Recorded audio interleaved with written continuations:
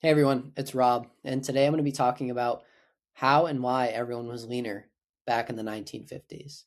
Here is a picture of Coney Island, New York in 1953, and you can see there is not one overweight person there.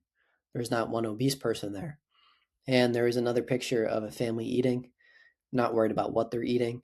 There's a fatty meat on the table, there's bread, there's potatoes. They're just all coming together eating a genuine meal. And for decades, we've been told that weight gain is just simply a matter of eating too much and moving too little. But in the 1950s, people ate full fat meals, skipped the gym, never tracked a macro, and were just leaner naturally. And in this presentation, I'm just going to be diving deeper into why this is true. So, obesity then versus now. Obesity back then was 10% in the 1950s. Today, it's 42%, which is outrageous. It's quadrupled in 70 years, despite decades of diet culture, going to the gym, low fat products, protein powders, supplements. Back then, people just ate real food. They were metabolically healthy, they were skinny, and they were healthy.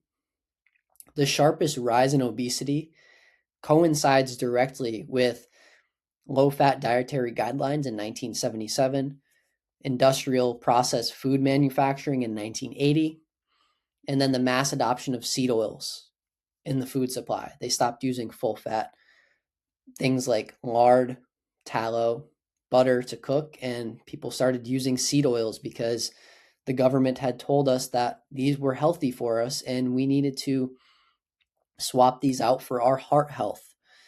But this has led to $70 billion spent annually in the diet industry and the health and wellness space. But our health is just declining worse and worse. Back then, they ate around 3,000 calories per day. This is just the average. Some people ate way more, and this was coming from whole natural foods that have existed in nature for years on end. Now, yes, people had jobs that were a little bit more demanding than what we have today.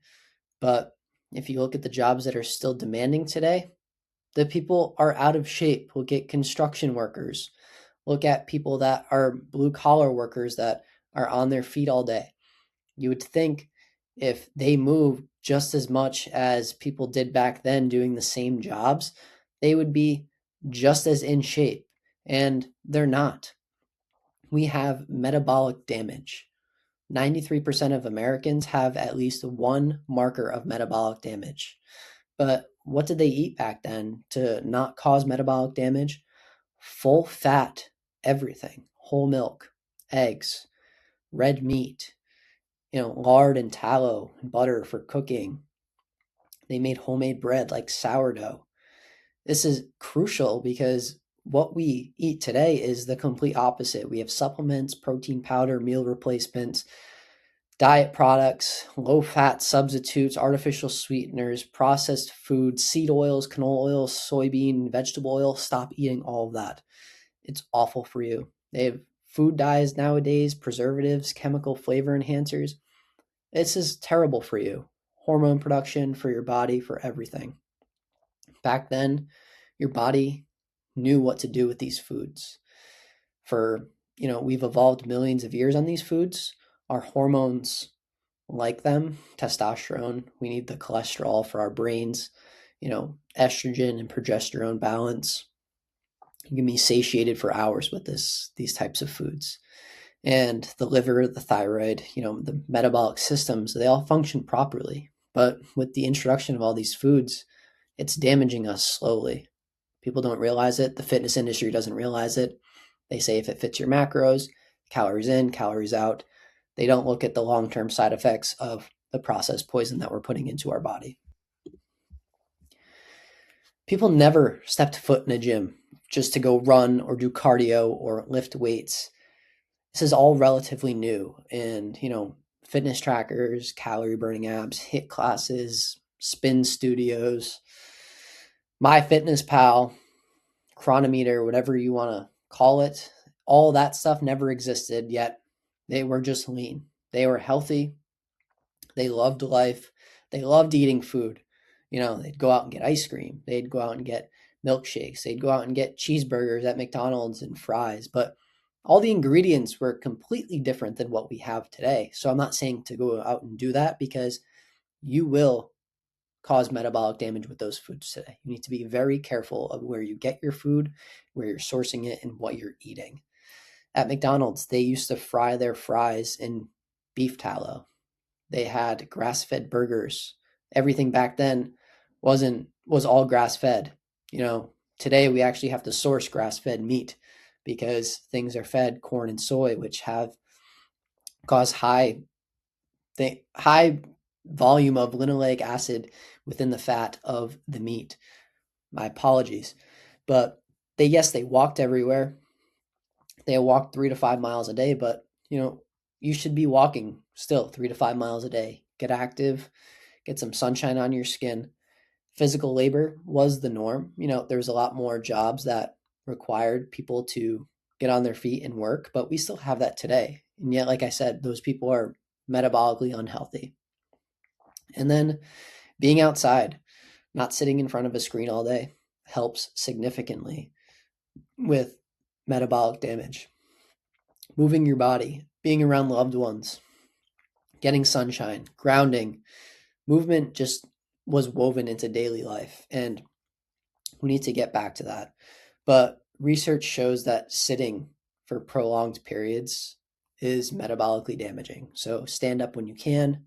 Our metabolism was meant to move, not stressful movement, easy, natural movements. So today we are obsessed with calories. How many calories are in this? How many calories are in that? Yet we are bigger, we are more obese, and we are fatter. 93% of Americans have at least one marker of metabolic damage. But 45 million Americans every single year go on a diet. And the average person in their lifetime has tried 126 different diets, yet 95% of diets fail. So your willpower and your biology is always going to outsmart you. So you're always going to want more food. And this is where my approach comes in, of feeding people more food and advocating for people to eat more food on a daily basis, because not eating enough food is going to cause you to rebound. It's going to cause you to binge. If you're craving sugar, your body probably needs carbohydrates, fats, proteins. It needs more food. Yes, your body is addicted to sugar. Your body is designed to use glucose as its number one energy source. So it's a type of sugar that you're eating is causing metabolic damage. Sugar in a donut or a Snickers bar or a Reese's peanut butter cup is not sugar. That is a metabolic dysfunction cocktail waiting to happen. Eating sugar from honey or maple syrup or organic cane sugar or honey, if I didn't mention that. These are all fruit juices, pure fruit juices. These are all great sources of genuine sugar that your body knows what to do with and can function properly off of that. So if you're craving sugar, have some fruit with honey. There's even ice cream out there, ice cream for bears. They have great ingredients that is not going to be metabolically disrupting for you. Now, chronic restriction is always going to lower basal metabolic rate. Now, you see fitness influencers online telling you that you can't eat at your old maintenance calories because you are a smaller human being. Correct. Yes, so you lowered your metabolic rate through restriction, and now you need to eat at that amount of calories for the rest of your life, or you're going to gain all the weight back. You're actively lowering your metabolism. You're strategically starving yourself over a period of time. That's what caloric restriction is. In diet culture, they create this cyclical cycle. You can't eat at your new maintenance calories for too long. Your body's starving for food. Your brain is starving for food. Your body is just, it needs food to function. Period. End of story. So, yes, fitness culture and diet culture, they create this cyclical cycle, metabolic adaptation that leaves people in a worse position. I was here. I lost a ton of weight. I couldn't eat at my new maintenance calories because they were too low. Tried to reverse diet, and then I just ate as many calories as I could one day, and I continued it for so long, and then I gained all the weight back plus more. So metabolic rate is the answer, not restriction. What is your metabolism really, though? It's energy production, hormone balance, cellular repair, and then digestion and detoxification. So when your metabolism is strong and healthy, you're going to be warm all the time. Hormones are going to be great. Testosterone, if a male, is going to be very high. Estrogen and progesterone balance in males and females is going to be balanced perfectly. And then fat burning just naturally happens. Your body's always in a state of lipolysis. So giving your body what it needs on a daily basis, carbs, fats, proteins at every single meal, eating enough, eating at your maintenance or over your maintenance calories, is going to provide the building blocks for your metabolism to function properly. And like I said, fat burning happens naturally through a state of lipolysis. So why not just create a safe environment for this to happen naturally instead of stressing it out through caloric restriction and then your body getting all out of whack with your hormones. Now, your thyroid is the number one master regulator of your metabolic rate. So it produces T3 and T4. T3 is the active thyroid hormone, and it controls how your body converts nutrients into energy. It's probably one of the most important steps because without your thyroid, your metabolism is dead. So the 1950s diet was rich in iodine from dairy and seafood, selenium from red meat, cholesterol from eggs, all provided the raw materials for the thyroid to function properly. But today's diet, seed oils and processed foods, directly inhibit thyroid production, and they actively suppress the thyroid function at the cellular level. So all this stuff is working against you. Back then, you don't need to supplement for, iodine or selenium or cholesterol. Just eat the real foods. That's going to be your best bet nowadays. I don't recommend any of my clients supplement for anything. I recommend that they just eat the real whole natural foods because that's the most bioavailable form of these nutrients. But today's diet actively works against everything that the body is meant to do. So, like I said, signs of a high metabolism, warm hands, warm feet, your resting body temperature, 98.6.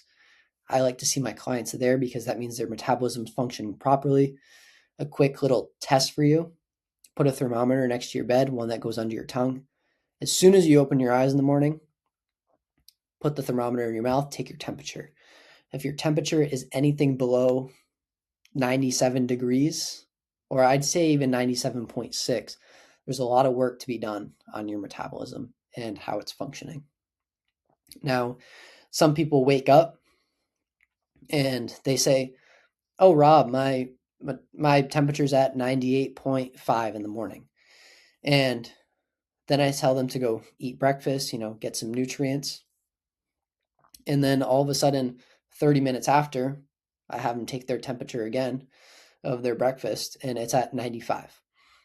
So in a healthy functioning metabolism, your body temperature is going to increase as you eat food, not decrease. So people that, their body temperature decreases after they eat food shows that their metabolism isn't functioning at a strongest point. So your energy is going to be consistent throughout the entire day, your healthy libido and hormone balance, deep restorative sleep.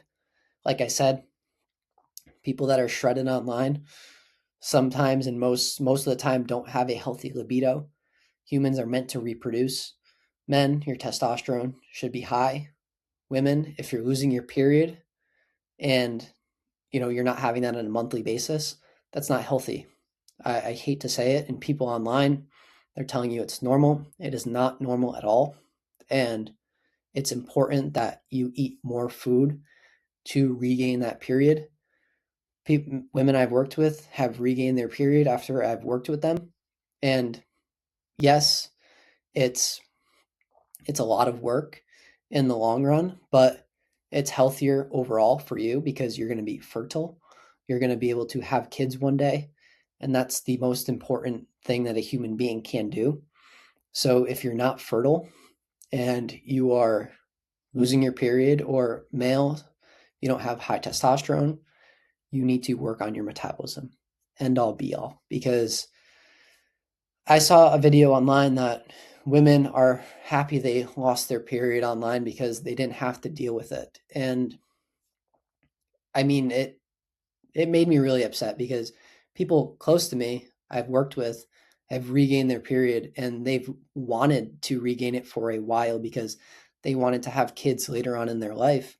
And this was, one of the biggest markers for them of health, and, one of their biggest goals. And there's people online that are just happy they don't have it because their training regimen or their diet, and it's directly correlated with how healthy you are.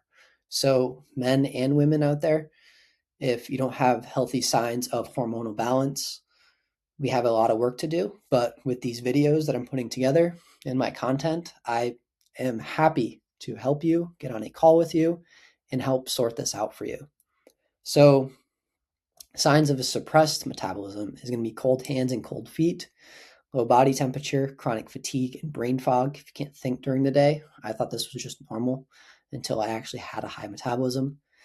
Difficulty losing weight despite restriction. So if you're just restricting and you're not losing that fat like I once was, this is a sign of a low metabolism. Hair loss, dry skin, brittle nails, low mood, anxiety, poor sleep, irritability. Also, if you're just cranky all the time, that is a sign of a low metabolism. So how to rebuild it? Eating enough. Prioritize animal proteins and saturated fats. These are going to satiate you. Animal proteins are by far the most nutrient-rich foods on this planet. Liver. I know a lot of people don't like eating liver. I really don't like it either. So I buy Heart and Soil supplements. I do, a couple different ones depending on what I'm trying to do with my body during the time. They're a little pricey, but I like them because I don't have to eat liver. I'm really not a fan of it, but it provides fantastic nutrients for your thyroid, for your actual liver, hair, skin, nails. One of the biggest things that for me that kind of cleared up my skin was the liver. I was using Heart and Soil, and I just noticed my skin is it glowing. It's fantastic. But eliminate seed oils completely. Get these out of your diet. Stop eating processed foods altogether. Single whole foods all the time. That's it. And then you need to support your thyroid with adequate carbohydrates. You guys just need to eat more food. You may gain weight in the beginning, but remember, gaining weight and gaining fat is completely different. Your body's not going to gain fat with whole foods. It's never going to happen because your body knows how to use the food. In the beginning, yes, you may gain a little bit of weight because you're teaching your body how to actually function properly, and you're sending a safety signal that there's going to be enough food from now on. And then reducing chronic stress and prioritizing good, healthy sleep. I wear blue light blocking glasses at night. They have the red lenses, and during the day, I wear the yellow ones. I think these work fantastic for your circadian rhythm to block all the blue light. Life now is all on computers and phones, so just trying to reduce that as much as possible to help your circadian rhythm. Your body is a circadian clock. It rises with the sun and should go to rest with the sun. So we really need to get back to this because I feel like this is one sign of, good metabolism if you can wake up with the sun and go to sleep with the sun. So like I said, eliminate those seed oils completely. Canola, soybean, corn, and sunflower oil. Unfortunately, a lot of restaurants cook in these. When you're going out to dinners, please, please, please ask them to cook in pure butter or coconut oil or just no oil at all. Eat quality protein at every meal. Meat, eggs, fish, high quality dairy. If you can't get raw dairy, A2 grass-fed dairy is probably your best bet. If not, don't just stay away from dairy at all, or go for a raw cheese, raw Parmesan, or in other cheese sections in the grocery store, there's some other raw cheese options. But aim for protein and fats at every single meal. Butter, eggs, high quality whole dairy, it's going to support your hormones and your metabolism. Then eat fruit and root vegetables freely as you want. Cook them in saturated fats for nutrient absorption. Natural carbohydrates, fruit juices, honey, maple syrup, carbohydrates that existed on this earth for millions of years. And then whole foods are just going to promote vitamins and minerals to your body. It's so important that you switch completely from processed foods to whole natural foods. But abundance of real foods are going to heal the metabolism, and restriction is just going to completely destroy it. The 1950s diet literally proved this with results. So do yourself a favor. Please take something from this video, apply it to your life, and see how you're going to function moving forward. I challenge you, steak and fruit for 30 days. Cut out alcohol, cut out smoking, cut out nicotine, whatever your vices are, try and cut them out for 30 days just to see how you feel. Steak and fruit 3 times a day, you are going to feel fantastic. Even add eggs and butter in there, but get enough fats, get enough carbohydrates, get enough food in general. And what you can do is go online, get a general idea of how many calories you should be eating. It's just an estimate. These things are really never correct, but if you do want to get something that's really, really accurate, you can go and test your resting metabolic rate somewhere. They have clinics all over the United States. You can go and do that. It's going to be costly, but it will give you a really good estimate of where your body's at just at rest. So figure out how many calories you need on a daily basis and aim for that calorie mark. Eat at there or eat more. You need to be fueling yourself, and it's going to take a while. You're going to gain weight in the beginning. I am not denying that. The scale is going to move up, so just stay away from the scale for as long as possible. But we're talking about body composition here, not weight. So as the scale moves up, the fat's going to come off. You're going to gain more muscle. Hair is going to be thick. Your skin is going to be clear. You are going to feel 10 times better. So you can follow me on Instagram at RobUnedited. I talk a lot about, metabolism tricks and things of that sort over there. It's shorter form content. And here, subscribe, follow, drop a like. I'm going to be posting a lot more long form content for you guys to apply to your life. So thank you for watching. If you made it this far, like I said, subscribe, drop a like, comment.